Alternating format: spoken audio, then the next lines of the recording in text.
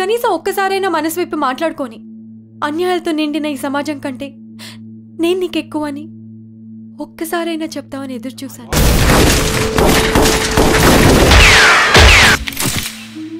ఉరి తీయబడ్డ పాట నుండి, చెరబడ్డ జలపాతం నుండి, గాయపడ్డ కాలిపాట నుండి, ప్రాణవాయువు నుండి, వాయులీనం నుండి తిరిగి వస్తాను, తిరిగి లేస్తాను.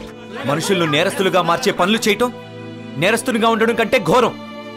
దేశం మొత్తం తెలుస్తుంది ప్రజా విప్లవ పార్టీ దళం మందు పాత్ర పీల్చి చంపేసిందని.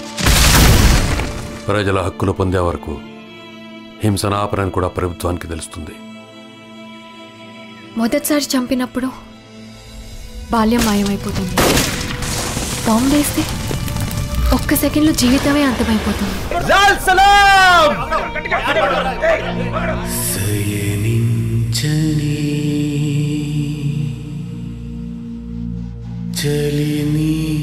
నేను ఒకప్పుడు ప్రేమించాను, కానీ దాని గురించి ఆలోచించి చాలా ఏళ్ళైపోయింది.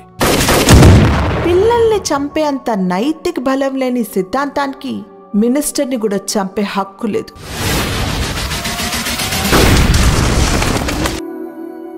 ఆత్మాహుతి ఇష్టం అంటే నిన్ను నువ్వు ఎక్కువగా ప్రేమించుకున్నావు కామ్రేడ్.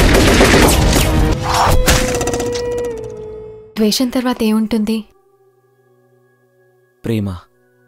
ఇంత సున్నితంగా ప్రేమిస్తావా, లేదా రగులుతున్న విప్లవాగ్నిలా ప్రేమిస్తావా? నన్నెలా ప్రేమిస్తావు? సున్నితమైన ప్రేమ. నేను ప్రేమించినంతగా నిన్నెవరూ ప్రేమించలేరు.